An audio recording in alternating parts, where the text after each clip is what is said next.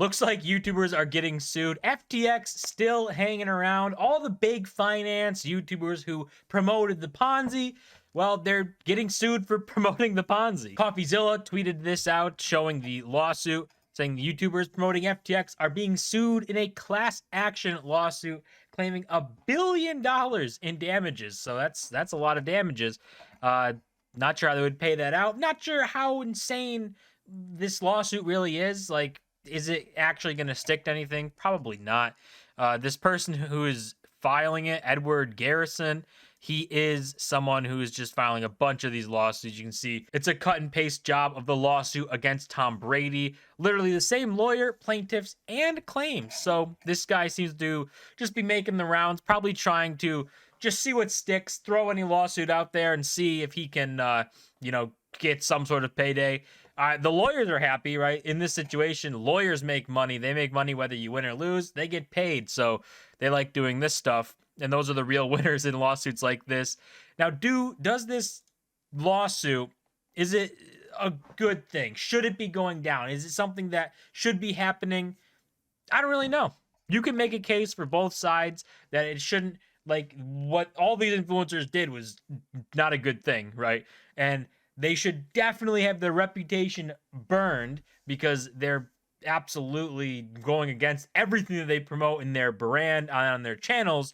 But for $1 billion lawsuit, I don't know if it's the right thing to do or if it's a good thing. It seems maybe frivolous. I don't know. It's very, very tough to come to a decision on like lawsuits in general. All these guys should definitely be held accountable at bare minimum.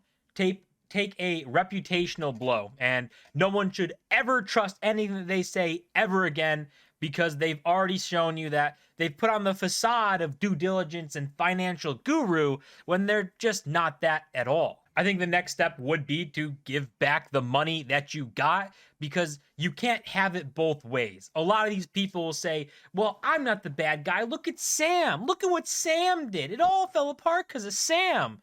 But they're ignoring the fact where Sam paid them a bunch of money. They made a bunch of money. They got thousands, tens of thousands, maybe hundreds of thousands of dollars in their pockets that they don't talk about. That they say, just look at Sam. He's the bad guy. Look at him. Don't look at the money I got from doing this. Look at him. He's the bad guy. But CoffeeZilla did get, I think, meet Kevin. He talked to him for CoffeeZilla's doing a video on this, so that should be good. But he reached out to, I think, everybody, and Kevin ended up responding, and he's just, not making any sense, really. And I'm happy to work with this, some form of like basically a charity. Let's be clear, that's what it is. It's not taking responsibility, because ultimately I don't think any influencer has to take responsibility for what somebody does with product advice. That responsibility should only arise if somebody actually hires somebody, like retaining an attorney, hiring a doctor for their own personal situation, or hiring a personal financial advisor. Otherwise, from there, it's a lesson to the whole community. We've got to be more careful with sponsors, and the viewers have to be, diligent about their own decisions. I think this is so dumb from Kevin, because it's this stereotypical response of, oh, there's so much to learn here. We can learn, and it's a learning experience. But you're not talking about the money you made. Sure, you can see it as a learning experience, and you got to do better in the future on everyone that you pump on your channel. What about the people that lost all their money? What about people who lost their life savings listening to you? What about the people who lost money listening to you? What about them? Is it a learning experience that they just chalk up the money and say, God, what a great learning experience? Because he can write it off as a learning experience and say, oh, God, won't do that again, as he pockets tens of thousands of dollars, makes tons of money off of this, and continues to push YouTube videos out and make money off YouTube and doing all this stuff with his brand. He continues to make money and be all right. Well, the people who listen to him end up being broken. And it's worse for Kevin, because this is the guy who is pretending to be a financial guru all the time, picking stocks, doing this. He's so smart. That's his whole brand. He sells you a course on how to buy stocks and the psychology of money and doing all this stuff. He's literally profiting off of being this guru type person, when in reality, he is exposed here. He's not a guru. He's an idiot. He's just like the rest of us. We're all morons. Everyone on the internet's a moron. The only difference is there's people pretending to be smarter than they really are. So why doesn't he say that? Why doesn't he, one, give back all the money he made? Because he's so rich and it's so great and it can be a learning experience. Just give back the money and learn from it, right? Why not that? And on top of that, you're pretending to be a guru when you're not. You couldn't see this. There were people that could see it. There were people that could see problems at FTX and red flags. And Meet Kevin, you ignored those signs for that sweet, sweet sponsorship money. But Meet Kevin's been one of the most active people responding to this. He made a YouTube video talking about it with some really dumb comparisons. And he's put out this tweet saying, you know, some weenie baby attorneys from Florida are now suing YouTubers over FTX.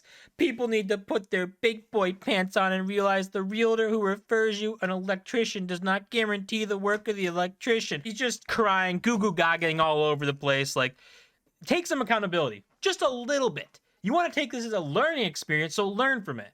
You have to be accountable for what you promote. A YouTube channel is different from a TV channel, as they vet their ads, right? A Super Bowl ad, you can't just get anyone on there. Costs a lot of money, and you go through a vetting process. Same thing with your YouTube channel. If you want to be this guru, this super smart guy, this person who just knows more than everybody else, so much so that you should buy his course with a coupon code that never expires, then you take accountability when you get it proven wrong, when it gets thrown back in your face and you are shown to be not the guru, not the guy who knows everything, and not the smartest person in the room. You can say all the things all you want, that you say not financial advice and not personalized financial advice, and this is the same thing as someone getting a financial advisor and they get personal advice. No, it's not. This is YouTube. You know what you're doing. You are making videos and you know people will listen to you. You know people will because they listen to you to buy your course. So you know people will listen to what you say. With that comes responsibility. You have to be responsible with your YouTube channel. Everybody has to be responsible with what they promote. You are a brand, you're making these videos. Anything you promote is an extension of you. If you don't like what you're promoting, don't promote it. If you don't like the risk of having any sponsorships go wrong on you and you have to be proven to be wrong, don't take sponsorships then.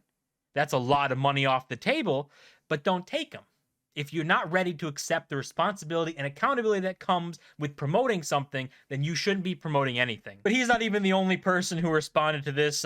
BitBoy Crypto, BitBoy. He said, countersuit coming. The lawyers on this case can't possibly be more stupid. I've never had contact with anyone at FTX and never even had a referral link.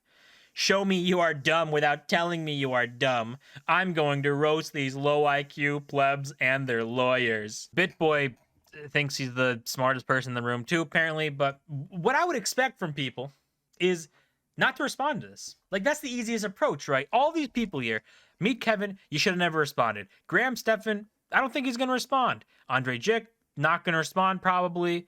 Jesprit Singh, probably not going to respond either. Brian Young, not going to respond. Jeremy Lefebvre, not going to respond. All these people, they're probably not going to respond because that would be the smart thing to do. Ignore it. If it's frivolous, ignore it. Don't worry about it. If you have something to worry about, though, maybe then you should be responding. Because it always just seems weird that all these guys who took this money were happy to take it when things were good.